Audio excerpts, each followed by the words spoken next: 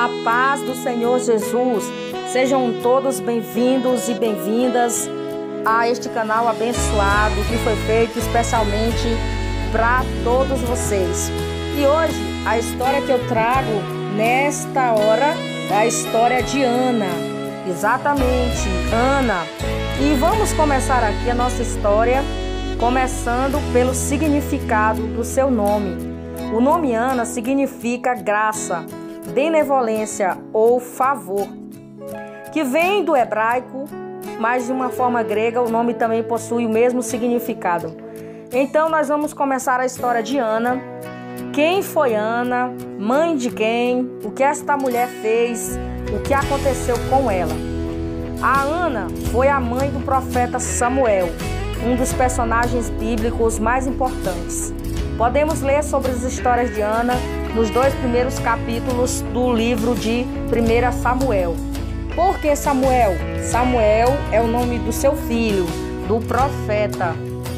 Então, a história de Ana na Bíblia está registrada neste livro do Antigo Testamento.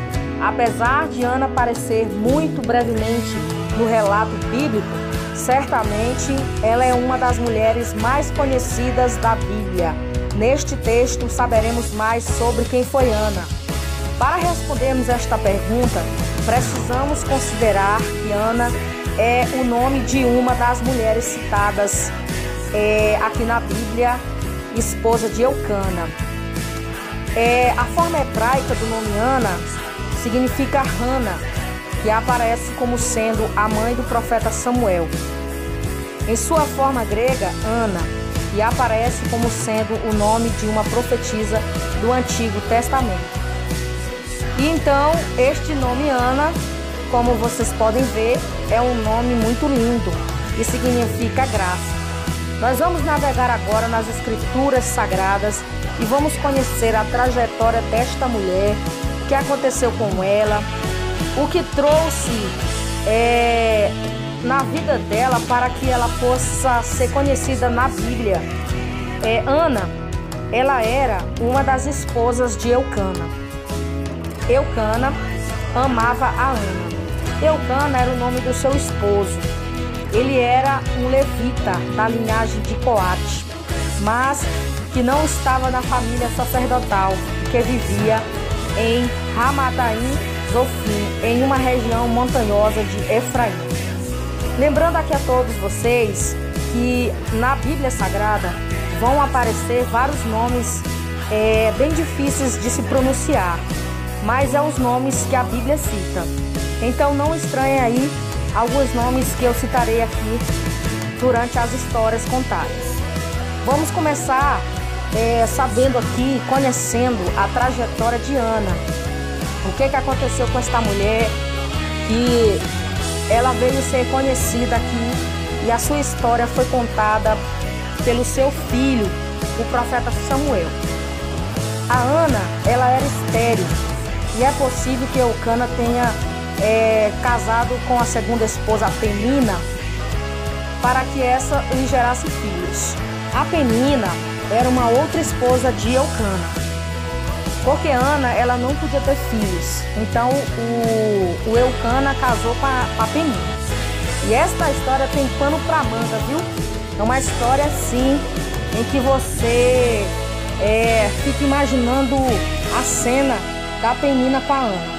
Como é que foi essa história destas duas mulheres dentro de casa para competir só por este homem? Vamos aqui navegar profundo na história. Bom, embora não fosse um modelo ideal e aprovado pelo Senhor, a relação ao casamento, a poligamia era comum nos tempos antigos, no Antigo Testamento. Todavia, a própria história de Ana e Penina era parecida com a história de Raquel e de Lia. Quem era Raquel? Era a mãe de José, daquele José do Egito. E a Lia era sua irmã, que também casou-se com o Jacó. Então, parecia um pouco com a história delas duas. Só que a diferença é que Raquel e Lia eram irmãs. E Ana e Penina não, elas não eram irmãs. e revela que esse tipo de prática sempre foi seguido de problemas no lar. Claro que eu acredito que esse negócio de um homem ser casado com duas mulheres não funciona de forma alguma, nunca funcionará esta poligamia. Primeiro, porque Deus não aprova esse tipo de relacionamento poligâmico, e eu particularmente também não concordo, porque eu acredito que um casal ele tem que ter a sua intimidade, tem que ter o seu relacionamento somente os dois. E também não concordo muito não com esta situação aí que aconteceu com Ana. Mas vamos continuar aqui. A rivalidade dentro do lar era constante, pois geralmente a esposa que não gerava filhos era humilhada. E durante a importunação da outra, da Penina, porque ela era fértil, assim acontecia com Ana, que frequentemente era atormentada pela Penina. Olha, eu vou trazer vocês agora para um cenário. Vejam só, a Ana está ali, é casada com Eucana, que também é casada com esta Penina. Aí, esta Penina, ela é fértil, ela pode gerar filhos de Eucana. De repente, ela começa, eu vou trazer uma palavra aqui bem conhecida aqui, bem aqui simples para vocês. Ela chacotava da cara de Ana. Ou seja, ela vivia atormentando Ana, irritando, dizendo: olha, você não pode ter filhos, eu posso dar filhos para Eucana, mas você não pode. Então, era terrível para Ana, porque a Ana se sentiu humilhada. Ana, ela era estéril, mas essa esterilidade de Ana era um projeto do Senhor, era um projeto dos céus. O próprio Deus fechou a madre de Ana. Não quer dizer que Ana não poderia ter filhos, mas o próprio Deus permitiu que Ana não fosse mãe. Mas olha a reviravolta dessa história, como foi linda. Nós vamos continuar e você vai se emocionar aqui com essa história. Sinta no seu coração o que vai acontecer agora nesta história tão linda, uma história assim que você imagina essa cena acontecendo. Olha, outra fonte de atrito era o favoritismo. O marido para com suas esposas. A Ana, apesar de ser estéril, ela era a esposa favorita. Isso está escrito em 1 Samuel, no capítulo 1, do versículo de 5 a 8. Assim como Raquel também era estéril e era a esposa favorita de Jacó. Olha, Ana tinha uma vantagem aqui nesta história toda. A Ana, ela poderia não ter filhos, mas ela era a preferida, ela era a predileta do Eucana. Enquanto a outra, o Eucana estava com ela, mas não amava ela. A Ana era amada pelo seu esposo, enquanto a outra tinha filhos, mas o Eucana não amava ela. Amava mais a Ana. Então essa história foi o seguinte: o marido de Ana era um homem muito devoto. Todos os anos levava sua família para Siló, onde ficava localizada o tabernáculo desde os dias de Josué, para adorar e sacrificar ao Senhor. A questão da esterilidade combinada à irritação por parte de Penina faziam com que Ana ficasse profundamente angustiada. Agora pense bem, você aí que está escutando essa história. Você é casada com seu marido, vou te levar para a história de Ana lá no Antigo Testamento. Você é casada com um homem, só que é permitido o homem ter outra esposa. Aí de repente, você não pode ter filhos dele, mas a outra pode. E de repente, a engraçadinha lá começa a te irritar, dizer: olha, você não pode ter filhos do nosso marido, do Eucana, mas eu posso. E aí é que tá o negócio e o problema. Por quê? Porque a Ana ficava tão angustiada com essa situação, ela ficava tão triste, que ela chegava nem comer, ela nem chegava a se alimentar. Olha só o que aconteceu com esta mulher. Vamos continuar aqui para você entender. A Ana ficava profundamente triste, porque ela chorava e não se alimentava. Uma da jornada em Siló, Ana foi até a porta do tabernáculo. Com amargura de alma, ela orou ao Senhor abundantemente. E esta passagem bíblica está escrito em 1 Samuel, capítulo 1, versículo 10. Em sua oração, Ana pedia por um filho e assim fez o voto ao Senhor. Ana prometeu entregar o seu filho ao Senhor por todos os dias da sua vida, e sobre a sua cabeça não passaria navalha. Esta última característica mostra que se tratava de um voto dos nazireus. Vocês lembram da história de Sansão?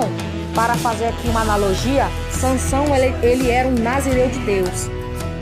A mesma coisa aconteceu aqui com Samuel. Ele não poderia cortar os seus cabelos, porque era um voto. Isto está escrito, este voto do nazireado está escrito no livro da Bíblia, chamado Números, no capítulo de número 6, no versículo de número 5. Você pode estar lá procurando e você pode ler e você vai encontrar este voto do nazireado. Bom, vamos continuar aqui, voltando para a história de Ana. Agora vamos para a parte que fala sobre o sacerdote Eli, que era como se fosse um líder na frente do seu povo, um líder espiritual. Eli era o líder espiritual do tempo de Ana, um sacerdote. A reação de Eli perante a oração de Ana. Enquanto Ana orava, com perseverança, Eli, o sacerdote, a observava. Ele havia reparado que Ana só movia os lábios e não saía de sua boca nenhuma voz audível, concluindo. Então, ele pensava que ela estava embriagada. Não tem quando você está com seus olhos fechados, que você fala bem baixinho, só você e seu pensamento? Pois Ana estava falando desta forma. Ana não estava orando alto, Ana só movia os lábios. Então era essa a oração de Ana. E o sacerdote ficou ali observando a Ana de longe. Olha o que aconteceu aqui nessa história. Quando Eli pediu que a Ana apartasse do vinho, ele pensou que a Ana estava bêbada. Olha, há momentos em que quase ninguém entende o que você está passando, não é mesmo? Há momentos em que as pessoas eles falam: você está louca, você está doida, você enlouqueceu, isso que você está fazendo, olha a forma que você está agindo. Às vezes a gente não sabe nem o que o outro ou a outra está passando e a gente começa a julgar. E foi isso que aconteceu aqui com este sacerdote. Ele julgou a Ana, dizendo que Ana estava embriagada, que Ana tinha bebido vinho. Então ele falou o seguinte: uma mulher angustiada, você está parecendo uma bêbada. E Ana disse assim: não, meu senhor, eu sou uma mulher angustiada e eu estava ali orando, derramando a minha alma ao Senhor, falando com o coração sobre o desgosto que ela passava, dentro de casa. Ana também disse ao sacerdote que não era uma filha de Belial, ou seja, a expressão que significa uma pessoa maldosa, sem valor, porque o sacerdote chamou ela de filha de Belial. E aqui ele quis dizer que ela era uma pessoa maldosa e sem valor. Mas ela disse: não, eu não sou esse tipo de pessoa, pessoas maldosas. Não, de forma alguma. Então, diante disso, ele compreendeu e disse: vai em paz. Apesar de tudo, que Ana estava ali no templo orando, apesar de toda vamos dizer assim, após de todas essas acusações que este homem fez para com Ana, porque ele não entendia a dor dela, às vezes acontece que a gente não entende a dor do outro e a gente começa a julgar. Apesar de tudo, ele percebeu que ela foi buscar foi a Deus, e ela foi orar, e ele disse assim para ela, ele disse assim: olha, Ana, vai em paz, e o Deus de Israel te conceda a petição que lhe fizeste. Então Ana partiu dali e o seu semblante já não era mais triste. Depois que Ana orou, ela derramou o seu coração, ela chorou tudo que tinha que chorar, botou para fora toda essa angústia e a tristeza que ela estava passando. O sacerdote Eli disse para ela: olha, vai em paz, que o Deus de Israel conceda tudo isso aí que você está pedindo. Então ela ficou tão feliz que o seu semblante mudou. Então o Senhor concedeu o desejo de Ana. Depois que a família de Eucana voltou para Ramá, que era a cidade onde eles moravam, a Bíblia diz que o Senhor se lembrou de Ana. E passando um tempo, ela concedeu um filho, a qual chamou o nome de Samuel, e ainda pequeno. Ana entregou Samuel ao tabernáculo aos cuidados de Eli. Samuel, o nome Samuel significa ouvido por Deus. Então, o Samuel foi uma petição que Deus fez para Ana, e a petição desta mulher para Deus foi um filho. Então Deus concedeu ali este menino. E todos os anos, quando ia adorar em Siló, Ana tinha o hábito de levar uma roupa nova para Samuel, e a roupa nova que ela mesma fazia. E esse seu filho foi um dos homens mais notados da Bíblia, o qual aparece no livro do profeta Jeremias, num grau de importância semelhante a Moisés. Você pode encontrar esta referência bíblica em um livro de Jeremias, da Bíblia, um livro chamado Jeremias, que leva o nome de um profeta também, capítulo 15, o versículo é o 1. Foi Samuel que, usado por Deus, ungiu um dos primeiros reis de Israel, Saul e Davi. Lembrando para vocês aqui que este profeta Samuel foi o que ungiu esses dois homens. Lembram que Davi foi ungido rei? Então foi este profeta Samuel, filho de Ana, que ungiu a Davi e também a Saul.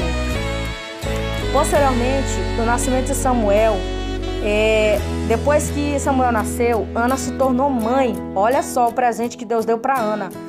Deus deu para Ana mais 5 filhos, sendo 3 homens e 2 mulheres. Olha que presente. Eu quero dizer o seguinte para você que está ouvindo. Ana pediu um filho para Deus, mas Deus deu para Ana mais do que ela estava pedindo. Deus entregou para Ana, além de um filho, Deus entregou um profeta, um sacerdote e um juiz. O que você está pedindo para Deus, talvez Deus vai te dar muito além do que você está pedindo. Você está pedindo algo para Deus, você está no seu coração ali, falando com Deus em oração. Eu quero dizer para ti que toda essa angústia que você passou aí em tempos atrás, Deus ele vai te entregar o triplo dessa coisa que você está pedindo. Deus vai te entregar muito mais além do que você tem pedido, do que você tem sonhado. Porque Deus, quando ele vê o coração e a sinceridade do homem, ele entrega além daquilo que a pessoa pede. Fica tranquilo, fica tranquila, porque se você está sendo fiel ao Senhor, Deus vai te dar muito além do que você está sonhando e pedindo, porque foi isso que aconteceu com Ana. No capítulo 2 de 1 Samuel, lemos sobre a oração de Ana, de uma forma de cântico de ação de graça. O conteúdo deste cântico é sem dúvida muito significativo. Nele, a Ana reconheceu a graça, o poder e a santidade, a sabedoria de Deus. Olha, eu quero dizer que depois que Ana recebeu a vitória do seu filho, a Ana fez um cântico. A Ana, ela compôs uma canção para Deus. E a canção, ela exaltou ao Deus de Israel. Sem dúvida, também podemos afirmar que aquele foi um cântico profético, onde Ana, mesmo que bem vagamente, previu o aparecimento do ungido de Deus, ao dizer: "E dará força ao seu rei, e exaltará o poder do seu ungido", que está em 1 Samuel, capítulo 2, no versículo de número 10. O termo para ungido é de onde vem a palavra Messias, usado pela primeira vez no Antigo Testamento na oração de Ana. Olha que oração forte, viu? Ana profetizou sem saber sobre o Messias. Quem era o Messias ungido de Deus? Era Jesus, futuramente. Outras características interessantes deste cântico de Ana é que ele possui muitas similaridades ao cântico de Maria, a mãe de Jesus, quando Jesus foi anunciado. Eu quero dizer o seguinte, para finalizar esta história bíblica sobre esta mulher chamada Ana. E deixando aqui bem claro que existiu na Bíblia duas Anas. A Ana, que é a mãe de Samuel, do profeta Samuel, esposa de Eucana, e a Ana, a profetisa, aquela que foi citada no Novo Testamento, no livro de Lucas, capítulo de número 2, ao versículo 36 ao 38. São duas Anas, tá bom? Então a gente precisa entender bem o que o texto fala, para que a gente não se confunda. Nós temos que aprender a palavra de Deus, interpretá-la, para que nós possamos aí absorver e edificar e aprender, para que nós possamos também ensinar outras pessoas que venham aí aprender mais da Bíblia e da palavra do Senhor. Então, para finalizarmos aí a nossa história, eu quero deixar uma mensagem de Deus para você. Olha, você pode estar passando a pior fase da sua vida. Você pode estar sozinha, você pode se sentir só, mas eu quero te dizer o seguinte: Deus está do teu lado, Deus está contigo, como Deus está com Ana. Você só precisa acreditar e crer que Deus existe e que Ele cuida de você. Você precisa falar com Ele e dizer: Deus, eu estou aqui à disposição do Senhor, para que o Senhor venha fazer comigo o que o Senhor desejar e o que o Senhor quiser. Porque muitas pessoas hoje em dia acreditam em tantas coisas, mas não acreditam no Deus de Israel, no Deus Todo-Poderoso, que criou os céus, que criou a terra, que criou todos os seres humanos.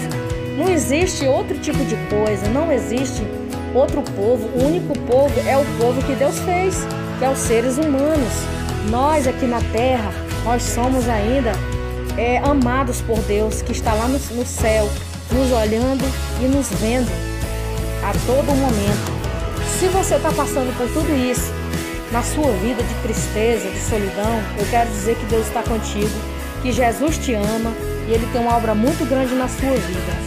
Se você está passando por o que Ana passou, eu quero dizer que se você continuar fiel, se humilhar, abrir o teu coração para Deus, quebrantar o coração, deixar o orgulho de lado, porque às vezes muitas pessoas não recebem as suas bênçãos porque não se abre, não abre o coração, não deixa Deus entrar, não acredita que Deus pode mudar a sua história. Nós temos que nos humilhar perante Deus, porque a palavra de Deus diz que os humilhados serão exaltados e os exaltados serão humilhados. Se você quer ser exaltado, você precisa se humilhar. Você não precisa se humilhar para o homem. Há momentos que sim, que você precisa reconhecer erros que você mesmo comete. Mas você precisa se humilhar somente para um, que é para Deus. A partir do momento que você se humilha para Deus, você também começa a ter uma intimidade com Ele. E você começa a identificar e detectar o momento certo de agir aqui na terra durante esse tempo que você está vivo. Então eu quero dizer para você que Deus, Ele te ama, que Jesus te ama muito. E Ele vai te honrar, Ele vai te abençoar. Mas é preciso que você dê um passo e acredite que Ele existe. E que a sua vitória chegue. E chegue medida, recalcada, sacudida, transbordante em sua vida. Igual Deus fez com Ana. A Ana ganhou um filho, mas ela ganhou 3 bênçãos, que foi um profeta, um sacerdote e um juiz. E depois disso, ela também teve os seus outros filhos e Deus abençoou ela para ser mãe e a madre dela foi aberta e ela foi ser abençoada. Acredite no que estou te falando, que esta história é verídica, é uma história bíblica, porque é a palavra de Deus. E a palavra de Deus, ela não volta vazia.